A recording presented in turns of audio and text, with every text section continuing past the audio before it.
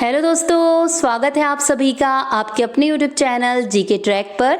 दोस्तों आज इस वीडियो में हम मौर्य वंश से रिलेटेड टॉप 50 एमसीक्यूज देखने वाले हैं। मोस्ट इंपॉर्टेंट टॉपिक है ये आपके अपकमिंग एग्जाम्स के लिए, तो प्लीज़ वीडियो को एंड तक ज़रूर देखिएगा। वीडियो पसंद आए तो लाइक एंड शेयर ज़रूर कीजिएगा। अगर आपने अभी तक चैनल को सब्सक्राइब नहीं किया है तो प्लीज़ चैनल को सब्सक्राइब करके बेल आइकन ज़रूर प्रेस कर लीजिए। चलिए स्टार्ट करते हैं। फर्स्ट क्वेश्चन देखिए, चंद्रगुप्त मौर्य ने किसके खिलाफ विद्रोह का नेतृत्व किया और उन्हें पराजित कर मौर्य वंश की स्थापना की? तो देखिए करेक्ट ऑप्शन यहाँ पर इसका ए हो जाएगा। नंद वंश को पराजित किया था चंद्रगुप्त मौर्य ने और इन्हें पराजित करके मौर्य वंश की स्थापना की थी। देखिए चंद्रगुप्त मौर्य ने नंद वंश के शासक घनानंद को हराकर मौर्य वंश की स्थापना की थी। चंद्रगुप्त ने अपने गुरु चाणक्य की सहायता से 323 ईसा पूर्व में घनानंद को युद्ध में हराया था। इसके बाद 322 ईसा पूर्व में मौर्य वंश की स्थापना हुई थी। मौर्य वंश में प्रचलित मुद्रा का क्या नाम था? तो देखिए इनमें से कौन सी मुद्रा प्रचलित थी मौर्य साम्राज्य में? तो करेक्ट ऑप्शन डी हो जाएगा पर्ण। पर्ण जो मुद्रा थी ये प्रचलित थी मौर्य साम्राज्य में। मौर्य साम्राज्य की शाही मुद्रा पर्ण थी। ये चांदी से बना सिक्का था और 3/4 तोले के बराबर होता था। मुद्रा राक्षस का लेखक निम्न में से कौन है? तो देखिए कौन था मुद्रा राक्षस का लेखक? तो करेक्ट ऑप्शन बी हो जाएगा, विशाख दत्त के द्वारा लिखी गई है मुद्रा राक्षस। देखिए संस्कृत साहित्य में प्रसिद्ध नाटक मुद्रा राक्षस के लेखक विशाख दत्त हैं। ये नाटक 4वीं शताब्दी में लिखा गया था। इस नाटक में चाणक्य और चंद्रगुप्त मौर्य के बीच के संबंधों और चाणक्य की राजनीतिक सफलताओं का विश्लेषण मिलता है। मालवा, गुजरात एवं महाराष्ट्र के शासक ने पहली बार जीते? तो देखिए करेक्ट ऑप्शन डी हो जाएगा, चंद्रगुप्त मौर्य ने मालवा, गुजरात और महाराष्ट्र को पहली बार जीता था।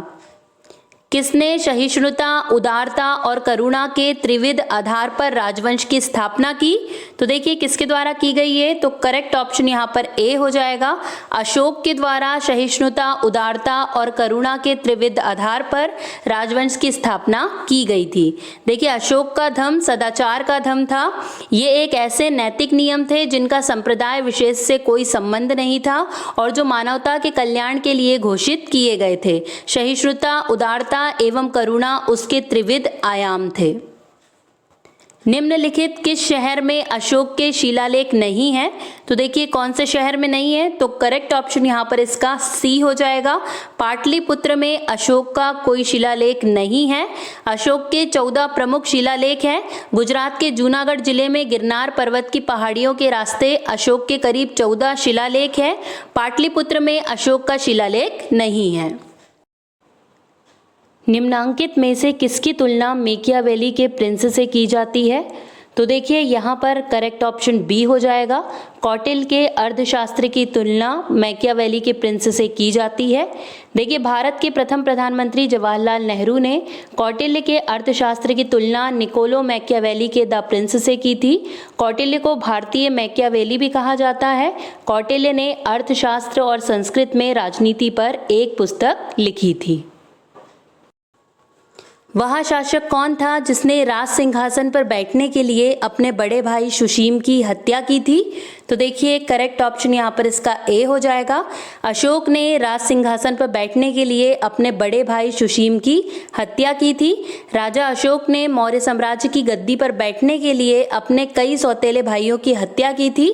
सुशीम जो बिंदुसार का पुत्र था उसकी हत्या करके अशोक सिंहासन पर बैठे थे। अशोक ने अपने सभी अभिलेखों में एक रूपता से किस प्राकृत भाषा का प्रयोग किया? तो देखिए करेक्ट ऑप्शन यहाँ पर ए हो जाएगा, अर्धमागधी भाषा का प्रयोग किया गया जो अशोक के अभिलेख हैं उसमें। देखिए सम्राट अशोक ने सभी अभिलेखों में अर्धमागधी प्राकृत का प्रयोग किया था। अशोक ने अपने अभिलेखों को ब्राह्मी लिपि में लिखा था। अशोक के अभिलेख भारत, पाकिस्तान और नेपाल में मौर्य युगों के स्तंभ, शिलाखंडों और गुफाओं की दीवारों पर लिखे गए हैं। बिंदुसार ने विद्रोहियों को कुचलने के लिए अशोक को कहां भेजा था? तो देखिए करेक्ट ऑप्शन बी हो जाएगा, तक्षशिला भेजा था बिंदुसार ने विद्रोहियों को कुचलने के लिए अशोक को। देखिए बिंदुसार ने विद्रोहियों को कुचलने के लिए अपने बेटे अशोक को तक्षशिला भेजा था। तक्षशिला सिंध प्रांत के उत्तर पश्चिमी क्षेत्र में स्थित था।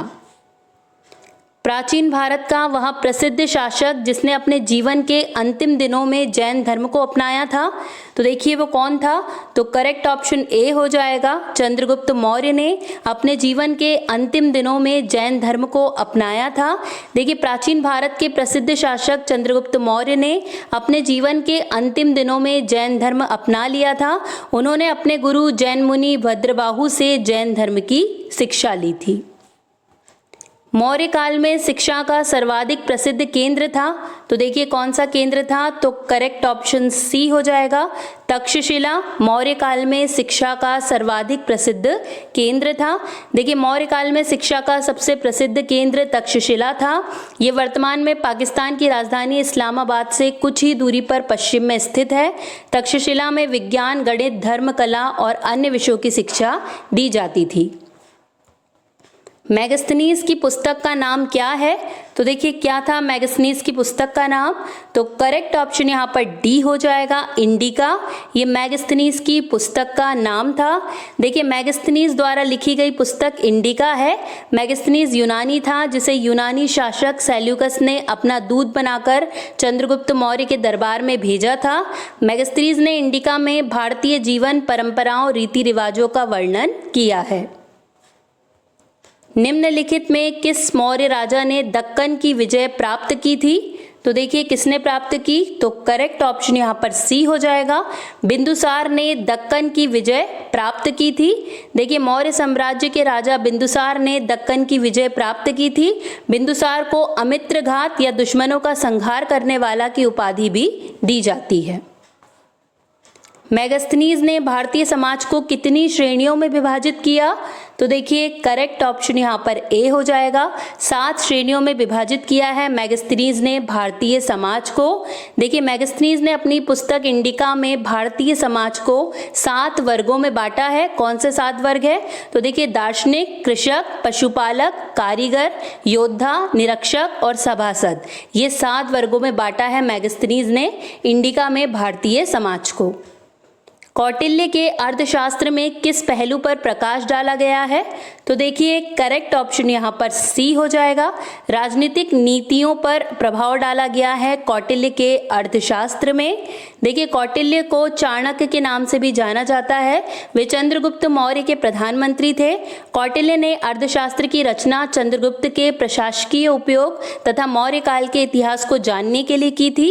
ये संस्कृत भाषा में लिखा गया था। बराबर की गुफाओं का उपयोग किसने आश्रय गृह के रूप में किया, तो देखिए करेक्ट ऑप्शन यहाँ पर ए हो जाएगा, आजीविकों ने बराबर की गुफाओं का उपयोग आश्रय गृह के रूप में किया था। देखिए बराबर की गुफाएं का उपयोग आजीविका संप्रदाय के सन्यासियों ने आश्रय गृह के रूप में किया था।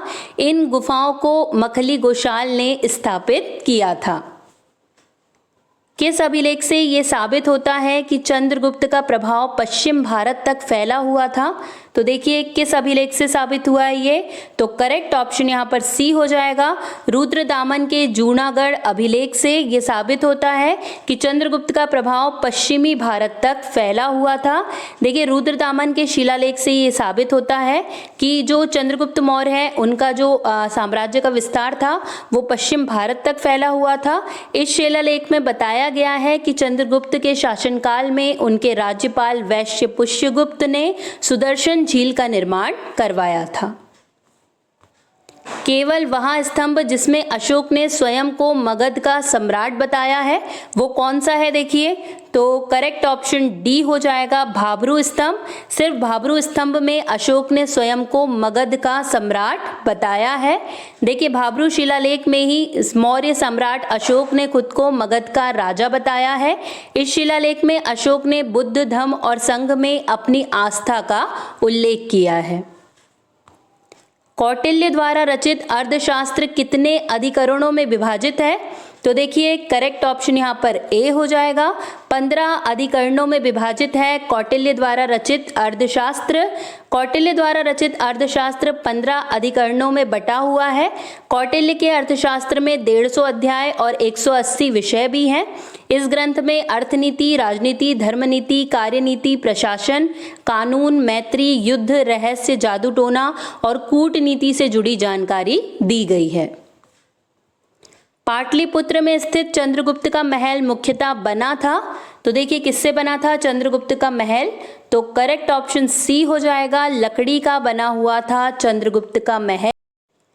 कलिंग युद्ध की विजय तथा क्षत्रियों का वर्णन अशोक के किस शिलालेख में है, तो देखिए कौन से शिलालेख में किया गया है, तो करेक्ट ऑप्शन डी हो जाएगा। शिलालेख 13 में कलिंग युद्ध की विजय और क्षत्रियों का वर्णन किया गया है। देखिए कलिंग युद्ध की विजय और क्षत्रियों का वर्णन अशोक के 13वें शिलालेख में है। इस शिलालेख में अशोक ने कलिंग युद्ध के भयानक परिणामों का वर्णन किया है। प्रसिद्ध यूनानी राजदूत मेगास्थनीज भारत में किसके दरबार में आए थे, तो देखिए करेक्ट ऑप्शन यहाँ पर सी हो जाएगा, चंद्रगुप्त मौर्य के दरबार में आए थे प्रसिद्ध यूनानी राजदूत मेगास्थनीज। देखिए प्रसिद्ध यूनानी राजदूत मेगास्थनीज चंद्रगुप्त मौर्य के दरबार में आए थे। मेगास्थनीज सेल्यूकस निकेटर का राजदूत था। चंद्रगुप्त मौर्य ने सेल्यूकस को कब पराजित किया, तो देखिए कब पराजित किया था, तो करेक्ट ऑप्शन यहाँ पर बी हो जाएगा। 305 ईसा पूर्व चंद्रगुप्त मौर्य ने सेल्यूकस को पराजित किया था। चंद्रगुप्त मौर्य ने सेल्यूकस निकेटर को 305 ईसा पूर्व में हराया था। यह युद्ध सेल्यूसिड मौर्य युद्ध के नाम से जाना जाता है। इस युद्ध में चंद्रगुप्त मौर्य ने एरिया हेरात, अराकोशिया कंधार, जैद्रोसिया काबुल, पेरिस मकराना और पैमियाई के भूभाग पर कब्जा किया था। श्रीनगर की स्थापना किस मौर्य शासक ने की, तो देखिए ये पूछा जाता है क्वेश्चन। करेक्ट ऑप्शन यहाँ पर इसका डी हो जाएगा, अशोक के द्वारा श्रीनगर की स्थापना की गई थी। देखिए श्रीनगर की स्थापना सम्राट अशोक मौर्य ने की थी। राजतरंगिणी में अशोक को श्रीनगर का पहला सम्राट बताया गया है। उत्तराखंड में अशोक का एक शिलालेख स्थित है, तो देखिए करेक्ट ऑप्शन बी हो जाएगा, कालसी में अशोक का एक शिलालेख स्थित है। देखिए उत्तराखंड के देहरादून जिले के कालसी में मौर्य सम्राट अकबर का शिलालेख है। ये शिलालेख टोंस नदी के किनारे स्थित है। मौर्य काल में एग्रेनोमाई किसे कहा जाता था, तो देखिए एग्रेनोमाई किसे कहा जाता था, तो करेक्ट ऑप्शन सी हो जाएगा, सड़क निर्माण अधिकारी को एग्रेनोमाई कहा जाता था। देखिए मौर्य काल में अग्रेनोमाई का मतलब था सड़क के निर्माण से जुड़ा अधिकारी। अग्रेनोमाई नदियों की देखभाल, भूमि नापने, जलाशयों का निरीक्षण और नहरों की देखभाल करने का काम भी करता था। मौर्य काल में गुप्तचरों को क्या कहा जाता था, तो देखिए करेक्ट ऑप्शन यहाँ पर इसका ए हो जाएगा, गूढ़ पुरुष के नाम से जानते थे गुप्तचरों को मौर्य काल में। देखिए मौर्य काल में गुप्तचरों को गूढ़ पुरुष कहा जाता था। मौर्य काल में गुप्तचर दो प्रकार के होते थे, संस्था और संचरा। संस्था जो होते थे ये गुप्तचर एक ही जगह पर रहकर काम करते थे, जबकि संचरा ये गुप्तचर भ्रमणशील होते थे और जगह जगह जाकर काम किया करते थे। तो गूढ़ पुरुष कहा जाता है गुप्तचरों को मौर्य वंश में। किस श्रीलंकाई शासक ने अपने आप को मौर्य सम्राट अशोक के आदर्शों के अनुरूप ढालने की कोशिश की, तो देखिए करेक्ट ऑप्शन यहाँ पर सी हो जाएगा। तिस जो श्रीलंकाई शासक था उसने अपने आप को मौर्य सम्राट अशोक के आदर्शों के अनुरूप ढालने की कोशिश की थी। श्रीलंका के शासक देवनाम प्रिय तिस सम्राट अशोक के समकालीन थे। उन्होंने अपने आप को अशोक के आदर्शों के अनुरूप ढालने की कोशिश की थी। अशोक का अभिलेख भारतीय उपमहाद्वीप के बाहर भी पाया गया है। निम्नलिखित में किस देश में ये पाया गया है, तो देखिए करेक्ट ऑप्शन ए हो जाएगा, अफगानिस्तान में अशोक का अभिलेख पाया गया है। देखिए अशोक के शिलालेख भारत के अलावा अफगानिस्तान, नेपाल और पाकिस्तान में भी पाए गए हैं। अफगानिस्तान में 2 शिलालेख स्थित हैं। कंधार शिलालेख द्विभाषी है जो ग्रीक और अरामी भाषा में लिखा गया है। किस मौर्य सम्राट ने एक विदेशी राजा सीरिया के एंटियोकस प्रथम से अंजीर शराब और दार्शनिक को भारत भेजने का आग्रह किया था, तो देखिए करेक्ट ऑप्शन यहाँ पर बी हो जाएगा, बिंदुसार के द्वारा ये आग्रह किया गया था। देखिए मौर्य वंश के दूसरे सम्राट बिंदुसार ने सीरिया के राजा एंटियोकस प्रथम से अंजीर शराब और दार्शनिक भेजने का आग्रह किया था। एंटियोकस ने अंजीर शराब और दार्शनिक भेजने का आग्रह स्वीकार कर लिया, लेकिन दार्शनिक को छोड़कर अन्य सभी वस्तुएं ही उन्होंने भेजी थी। बिंदुसार की मृत्यु के समय अशोक किस प्रांत का गवर्नर था? तो देखिए करेक्ट ऑप्शन यहाँ पर इसका ए हो जाएगा। उज्जैन का गवर्नर था बिंदुसार की मृत्यु के समय अशोक। देखिए बिंदुसार की मृत्यु के समय अशोक उज्जैन के राज्यपाल थे। उज्जैन मध्य भारत के अवंती प्रांत में एक महत्वपूर्ण प्रशासनिक और वाणिज्यिक केंद्र था। मौर्य काल में सीता से तात्पर्य है? तो देखिए सीता क्या था मौर्य काल में? तो करेक्ट ऑप्शन डी हो जाएगा। राजकीय भूमि से प्राप्त आय को सीता कहा जाता था। देखिए मौर्य काल में सीता का मतलब था शाही भूमि। इस भूमि से मिलने वाले राजस्व को ग्रामीण क्षेत्रों से भू राजस्व के रूप में वसूला जाता था। निम्नलिखित में मौर्य कला का सबसे अच्छा नमूना कौन सा है? तो देखिए करेक्ट ऑप्शन यहाँ पर ए हो जाएगा। स्तंभ ये मौर्य कला का सबसे अच्छा नमूना है। मौर्य कला का सबसे अच्छा नमूना स्तंभ है। अशोक ने धम्म प्रचार के लिए देश के कई हिस्सों में करीब 20 स्तंभ बनवाए थे। ये स्तंभ बनारस के पास चुनार के बलुआ पत्थर से बने हैं। इनकी ऊंचाई 40 से 50 फुट है। अशोक ने श्रीलंका में बौद्ध धर्म का प्रचार हेतु किसे भेजा? तो देखिए करेक्ट ऑप्शन यहाँ पर इसका सी हो जाएगा। ए और बी दोनों, मतलब महेंद्र और संघमित्रा जो दोनों अशोक की संतान थी, इन दोनों को उन्होंने श्रीलंका बौद्ध धर्म के प्रचार के लिए भेजा था। सम्राट अशोक ने बौद्ध धर्म के प्रचार के लिए अपने बेटे महेंद्र और बेटी संघमित्रा को श्रीलंका भेजा था। महेंद्र ने श्रीलंका के राजा तिस्स को बौद्ध धर्म में दीक्षित किया था। संघमित्रा को पवित्र बोधि वृक्ष का एक पौधा श्रीलंका के अनुराधापुरा ले जाने के लिए जाना जाता है। कहाँ से अशोक के द्विभाषाई ग्रीक और अरमाइक अभिलेख प्राप्त हुए हैं? तो देखिए कहाँ से प्राप्त हुए हैं ये? तो करेक्ट ऑप्शन ए हो जाएगा। सरेकूना या कंधार से द्विभाषीय अशोक के अभिलेख प्राप्त हुए हैं।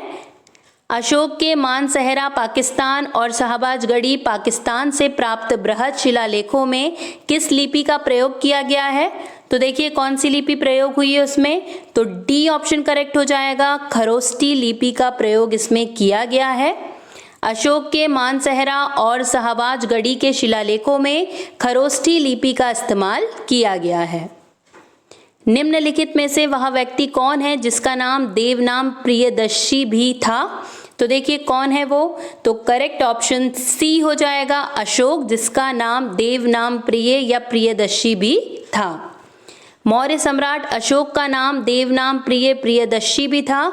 देवनाम प्रिय का अर्थ है देवताओं का प्रिय और प्रियदर्शी का अर्थ है वह जो दूसरों के प्रति दयालुता का भाव रखता है। निम्न में से कौन सा क्षेत्र अशोक के साम्राज्य में सम्मिलित नहीं था? तो देखिए कौन सा क्षेत्र नहीं था? तो करेक्ट ऑप्शन बी हो जाएगा। श्रीलंका ये अशोक के साम्राज्य में सम्मिलित नहीं था। देखिए अशोक के साम्राज्य की सीमाएं उत्तर पश्चिम में हिंदू कुश से लेकर पूर्व में बंगाल तक, उत्तर में हिमालय की तराई से लेकर दक्षिण में मैसूर तक, पश्चिम में अफगानिस्तान, ईरान, बलूचिस्तान तक। पाटलिपुत्र को किस शासक ने सर्वप्रथम अपनी राजधानी बनाई? तो देखिए करेक्ट ऑप्शन यहाँ पर बी हो जाएगा। चंद्रगुप्त मौर्य ने पाटलिपुत्र को अपनी राजधानी बनाया था।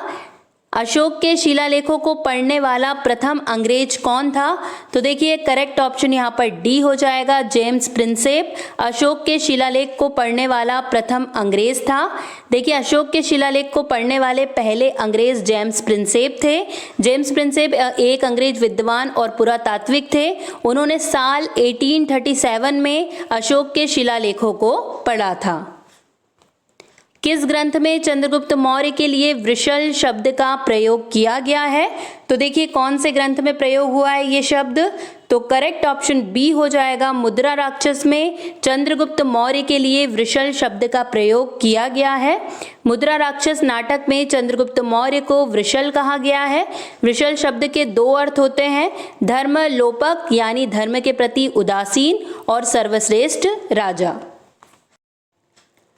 अशोक के जो शिलालेख संगम राज्य के बारे में हमें बताते हैं उनमें शामिल हैं। तो देखिए कौन से हैं वो 2 शिलालेख, तो करेक्ट ऑप्शन बी हो जाएगा। दूसरा और 13वां शिलालेख संगम राज्य के बारे में बताता है। देखिए जो दूसरा शिलालेख है वो कहता है इसमें कलिंग युद्ध के कारण हुए पश्चाताप और शांति और नैतिक धार्मिकता को बढ़ावा देने की अशोक की प्रतिबद्धता का वर्णन है। इसमें जो 13वां शिलालेख है इसमें संगम साम्राज्य का उल्लेख है। इसमें कहा गया है कि अशोक ने चोल, पांडे और सत्यपुत्र जैसे क्षेत्रों में धर्म महामात्य भेजे थे। किसने पाटलिपुत्र को पॉलीब्रोचा या पॉलीब्रोथा कहा?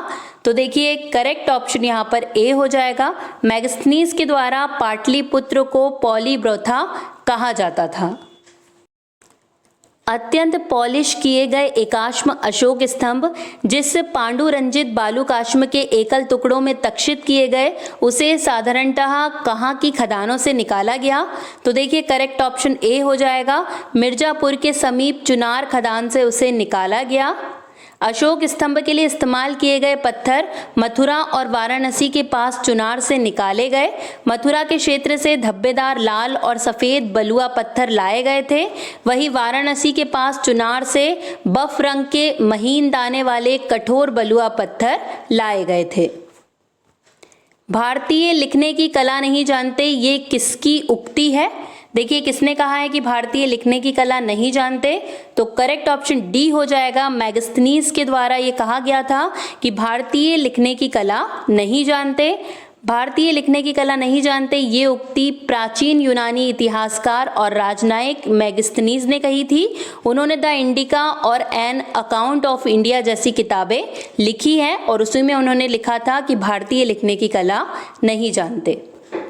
राष्ट्रीय प्रतीक अशोक चिन्ह किस स्तंभ से लिया गया है? तो देखिए कौन से स्तंभ से लिया गया है ये? तो करेक्ट ऑप्शन डी हो जाएगा। सारनाथ स्तंभ से लिया गया है अशोक चिन्ह।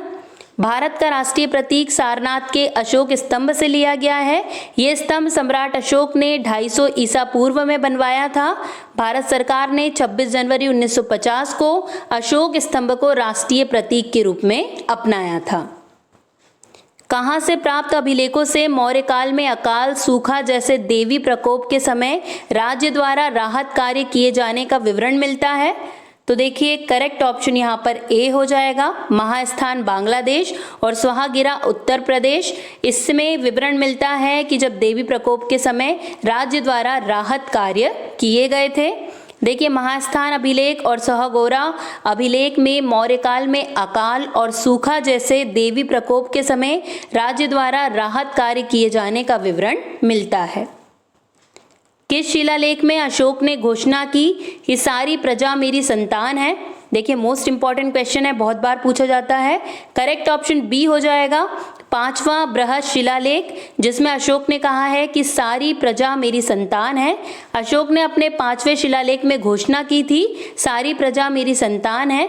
अशोक ने राजा और प्रजा के बीच पैतृक संबंध को बढ़ाने पर जोर दिया था। अब बारी है लास्ट क्वेश्चन की।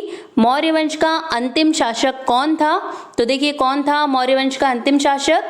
तो करेक्ट ऑप्शन यहाँ पर सी हो जाएगा। बृहद्रथ मौर्य, ये मौर्य वंश का अंतिम शासक था। देखिए मौर्य वंश का अंतिम शासक बृहद्रथ था। वह शतधन्वन का पुत्र था और 187 से 180 ईसा पूर्व तक उसने शासन किया। बृहद्रथ की हत्या उसके ही सेनापति पुष्यमित्र शुंग ने कर दी। पुष्यमित्र शुंग ने ही शुंग साम्राज्य की स्थापना की थी। अब बारी है आज के क्विज की। आज का क्वेश्चन है आप लोगों के लिए, चाणक्य का अन्य नाम क्या था? भट्टस्वामी, विष्णुगुप्त, राजशेखर या विशाखदत्त? आपको जल्दी से कमेंट करके बताना है। दोस्तों आपको वीडियो कैसा लगा? अगर वीडियो पसंद आया है तो प्लीज़ लाइक एंड शेयर ज़रूर कर दीजिए और वीडियो कैसा लगा ये कमेंट में अपना फीडबैक ज़रूर दीजिए। आज के लिए बस इतना ही। अब आपसे मुलाकात होगी नेक्स्ट वीडियो में। तब तक के लिए जय हिंद, जय भारत।